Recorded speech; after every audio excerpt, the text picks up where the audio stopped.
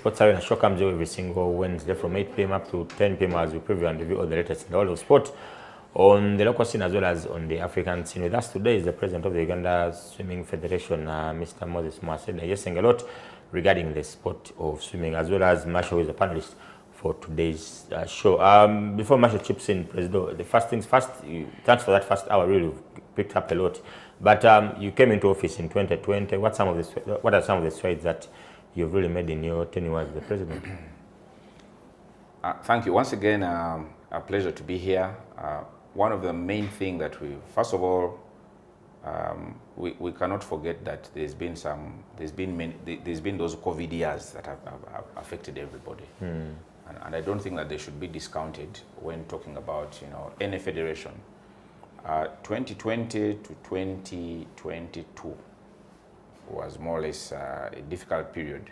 And I think you remember many international events couldn't take place.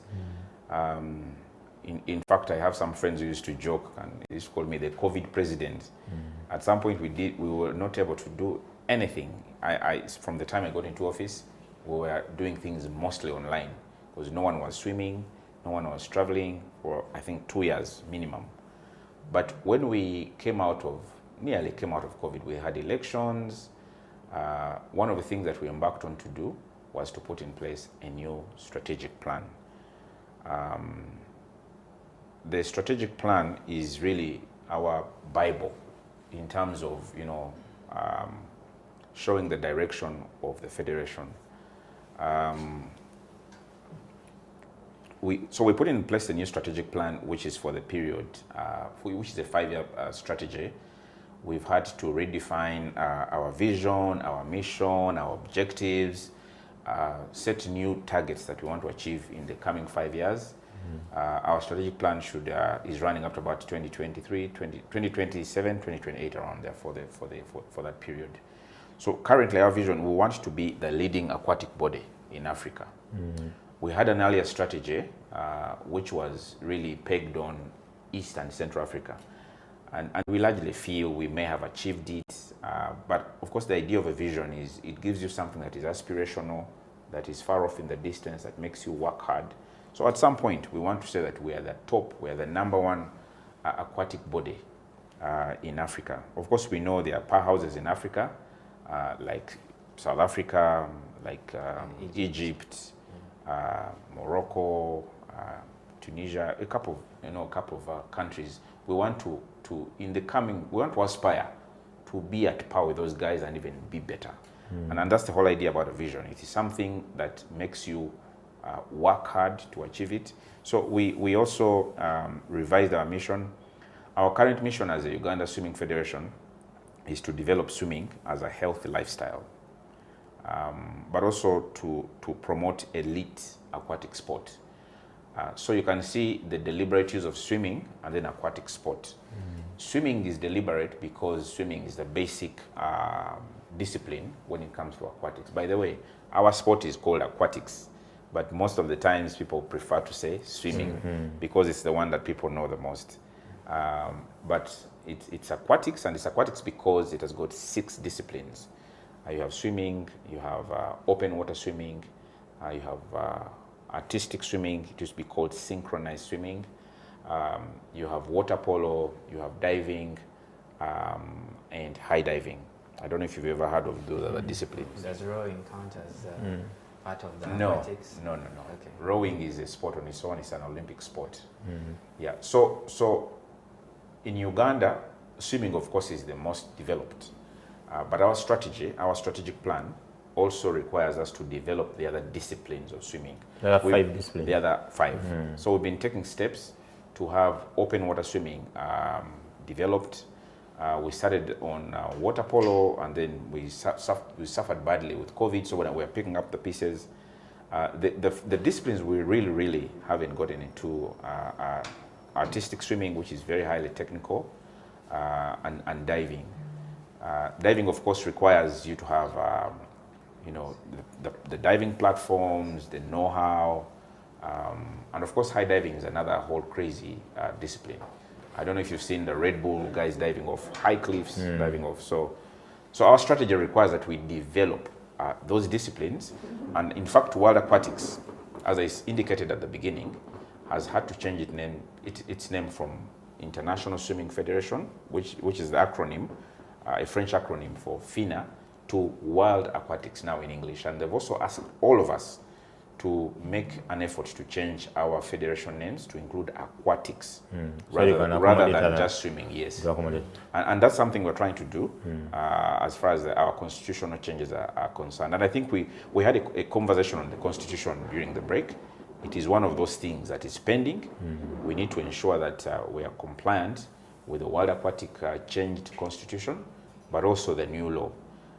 But in a nutshell, I think the one major thing we can say we've worked on is to have in place a new strategy. It's got many things, and I don't know if we have the time. I could go a little bit in it if the time allows, but it requires us to develop different disciplines, to set up coaching standards, to have a secretariat that is professional. We want to be like FUFA someday. Of course, FUFA is a big boy in the game. But the other thing also is we have purpose to have a long-term development strategy for athletes.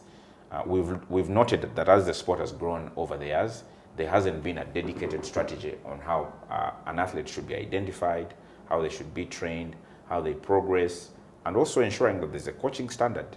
One of the challenges we have is that once people get tired of swimming, they just declare that I'm a coach, which is not the same with FUFA. So there's got to be a sieve, ensuring that standards are kept. Coaches deal with people's children. We need to ensure that they are, teaching the right thing and that it follows after international standards. Yes, Mwase, the nationals are happening next month, and we have seen that Uganda the sport of swimming has grown in Uganda. We have over about 800 active swimmers in the country.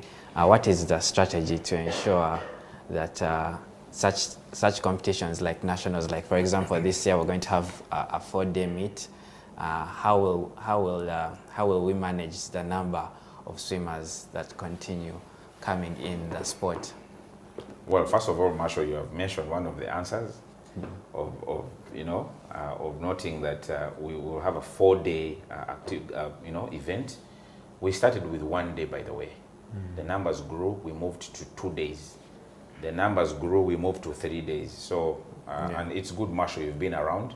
You can attest. I don't know why you didn't say you're a swimmer. People need to know that you're an athlete. But also in pentathlon, I hope that our listeners are aware. I hope they know what pentathlon is. It is a very interesting discipline. So, yes, and we thank FUFA for the free Kalango about the coming nationals. The dates that we've agreed are 27th of June to 30th of June. We have wanted the nationals to take place in an 8-lane pool so that we're not there for too long. But I think we've talked about one of the challenges, have we? One of the challenges we have is that we don't own our own facility. So we have got to talk to people who own facilities. We're in conversation with 2 schools that we hope can house the nationals properly. And there's hope that maybe in the coming week or so, we will have a breakthrough. But in the past, we've held nationals at Kisu on many occasions, once in a while at Kampala Parents and Green Hill. It would be ideal for us to have this event at Kisu because it is spacious. The schools will be in, the international school will be on a break, and so it would really work for us. But we want to ensure that the event is professionally run. It is run over 4 days. One of the things that we want to be able to do very soon is to run events in tune with how international events are run. International events are run, and I'm sure you know, Marshall, you have got preliminaries in the morning, people go away, and then they come back for either semifinals or finals. So you can have preliminaries and then semifinals or finals. But of course, you need to have control over the facility. You don't want people to get stuck in jam and then they cannot come and swim. So we have got our unique problems here. So one suggestion that many clubs had said was, why, because nationals happens at the middle of the year in June, why don't the swim meets that happen from September to May the following year, why don't these swim meets act as qualifying times for for many particular races to avoid, so that we don't have a large number of athletes in a particular event, whereby they are able to qualify over a yearly annual period for those nationals. Well, it's a good discussion that we're having. Something we personally I like to call a good problem. Yeah, but if you've been following our trajectory, Marshall, previously we did not have many clubs that were able to hold events. Yes. It was a deliberate strategy that we took on as the federation to encourage clubs so that they hold events. And I think now what's pending is for us to designate what will be qualifying. But if we designate an event, we want to ensure that people go there. You know, we don't want to designate an event and then we don't have the stick to enforce people going there, especially if it's going to be a qualifying event. And the reason why we didn't have qualifying times before, but as the numbers kept, you know, increasing. We started, you know, putting that qualifying standard. The first thing is that people, we will need to have that conversation. That conversation is ongoing. Unfortunately, we've not been able to wrap it up so that we can designate this event and the other. But also the truth of the matter is that many clubs have only been able to come back recently after COVID. I think we witnessed the Silver Fen Pentathlon, which has been absent for the previous 5 years. We used to have the Seals League after 2019. It disappeared. The Dolphin Gala only came back, I think, a year ago. So you can see that and you know, I really never like to use COVID as an excuse, but I mean, you can't ignore that it impacted the way the sport, and it just didn't affect us as swimming. So that conversation is back, it's on the table. But when you designate an event, obviously, we will need to do more as a federation. We have to ensure that officiation is something that we can vouch for, that we can provide that support, so that we don't have results that we cannot defend. So, like I said, it's a conversation. We would have wanted to implement it, and we're having that discourse with our members who are able to host events, who have acquired the technical know-how and capacity. But you know, if you ask people to host events, there are other things also that you need to be aware of. So would it sponsorship, venue challenges, and all of that. Would it be ideal to have a junior nationals, for example, under 13, and maybe a senior nationals to maybe manage some of these? I think that's ultimately where we will go. Like I said, Marshall, the conversation has started. It is going to become increasingly difficult for us to lump everybody up together. By the way, before we used to have an open event. You would have an event that was called the National Open. But then we realized people started not showing up. You know, then we had to understand the dynamic, what it means, and why people are not showing up. So we scrapped the National Open. But many countries have a National Open, and then for many countries also that are still in the development stage, it's quite highly advisable to have your junior championships and your senior championships. So while we finalize our conversation on the long-term athletes development strategy, I think one of the things that we're going to have to take a decision on is having the junior championships and the senior championships, and also designating what qualifying events should be. Because if you say we need people to qualify with times, then you need to tell them where to go and swim those qualifying events. Then, President, you talked about, Marshall talked about the issue of facilities, and you're saying that you don't own as a federation. You don't own facilities. You rent out. In that mission, vision, objectives, and goals of the federation, like you talked about earlier, you just talked about in this segment. What plans are in place? Because if the sport is at all to achieve the aspirations of the National Sports Act, 50%, 75% in presence, you must have facilities. And it's a general, it's a holistic, I don't know which plans you have, but holistic as a country. To have a national swimming pool. That's true. First of all, I think we need our viewers to understand that the role of federations is not to build facilities. The role of federations is to manage the sports, and if you acquire the capacity to build facilities, well and good. and you know, I'm comparing myself to the big boys in football. For them, their grants from FIFA and CAF at another level. If I had one grant like this of football, I think swimming really would be revolutionized. But the role of federation is not to build facilities, but to agitate, to advocate, to lobby, and cause, because facilities construction is quite expensive, as I'm sure many people would agree. But to respond to the question you asked, we have 5 basic strategic pillars in our strategy. The first pillar is really focused on athletes, growing them and ensuring that, you know, they're developed. So, and because we exist for athletes. So the very first pillar is on athletes. The second pillar in our strategic plan is capacity building for our technical people and administrative personnel. We have noted that people need to train, they need to understand what they're doing, they need to be proficient in what they do. So capacity building is a very key pillar. The third is financial sustainability, which speaks for itself. The fourth, maybe I should mention the fifth, and I finish with the fourth. The fifth is governance. We want to ensure that our corporate governance is up to speed, including our administration, and there are many things. But the fourth, which is where you've taken me, is for us to ensure that there's regional growth of aquatics and infrastructural development. That is the one where we have, you know, set out to have a plan on how we shall influence construction of facilities. Now, like I mentioned, there are 6 disciplines, and we want all the disciplines to be developed. Of course, we understand that we have got to prioritize. You cannot spread yourself thin. So starting with the one that is most active, swimming, we have purpose to ensure that, first of all, we support our members. We have got the ability to build swimming pools, support them, and ensure that when they're building swimming pools, they are accurate, they are up to standard, and they are, you know, they follow international best practice. The second one is for us to identify partners, development partners. We've been working with government for many years. Many other partners have also come on board that have expressed willingness to give us land, but also some to help, you know, with Tofali, like Uganda say lately. But also in the matter of facilities, noting that open water swimming is an area where we want to really exploit our open water bodies.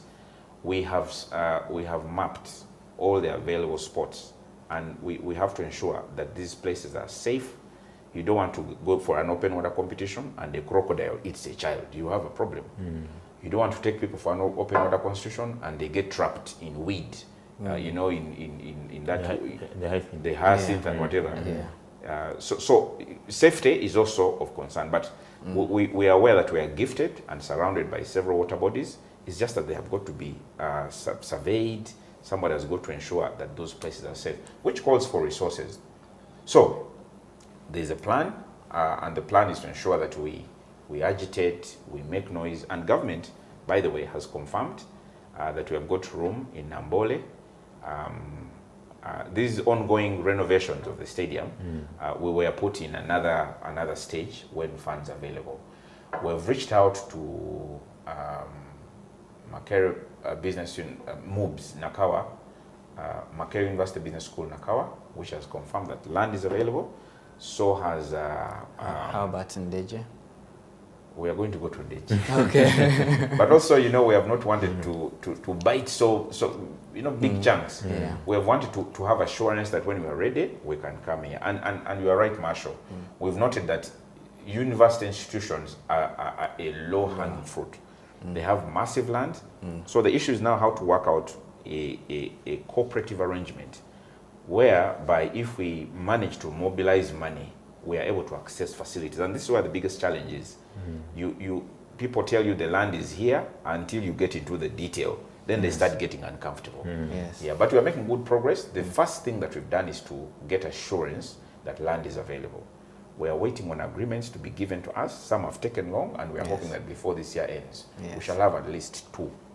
My honest dream is for us to break ground at least on one of the available places, because there's many people that have said, show us the land. World Aquatics, for instance, said, we have a pool that is available, a land to swim pool, and they said it's available. If you can secure the land, we will put it up. But of course, it usually comes with conditions. They just want to find a place ready. They've got to dig it up, ensure water is running, and then for them, they just install. So those are the challenges we have to put up with. Okay. But there's surely strategy, which we hope, and you know, from our strategic perspective, we mark ourselves every year. We're in year 2. We hope that by the end of year 2, we'll, you know, have made some scores as far as this area is concerned. Okay, yes, Moses, the Olympics are coming up in July, August. When are we going to get the announcement of the top swimmers that will represent Uganda? Well, first of all, you're right, Marshall. We have a long list. Our long list has got 6 athletes. Those athletes include Tendo Mukalazi, Jesse Sengonzi, Tendo Kaumi for the males. For the males. Yeah. And they're the ones that have got the highest points. The other 3 for the females, we have Kirabo Namtevi, Gloria Muzito, yes, and Tara Chisauzi, who you know them, yes, your people. So the selection criteria, and we've published it. It's on our website. We've published it, and it's based on the International Olympic Committee guidelines and World Aquatics. They require us to select an athlete with the highest points. Yes. Which you know very well, Marshall. Yes. But I think the other crucial thing is that there's a qualifying period for every Olympic sport. For swimming, our qualifying period closes on 23rd of June. Yes. Next month. On 23rd of June, we need to see who has got the highest points from those 6 people. Okay. And those are the people that will be announced. But I think you also know that we have what's called Olympic qualifying times and Olympic consideration times. The Olympic qualifying times are those times that if you swam, you are automatically qualified. The Olympic consideration time is that time which is slightly below, but it's also super high. It is slightly below that qualifying time, such that if you hit it, you join a pool where you can be considered if your times are the highest, you know, from the pool. So Olympic qualifying time is automatic. If you hit a certain time, you are in automatically. And every country is allowed 2 athletes per discipline, per event. Yeah. Consideration time, you join a pool where they select the people that, you know, rank highest. And then we have got universality. Now, universality is like wild card. Now, the times are super high that if you cannot make it on qualifying or consideration time, you are allowed 2 slots.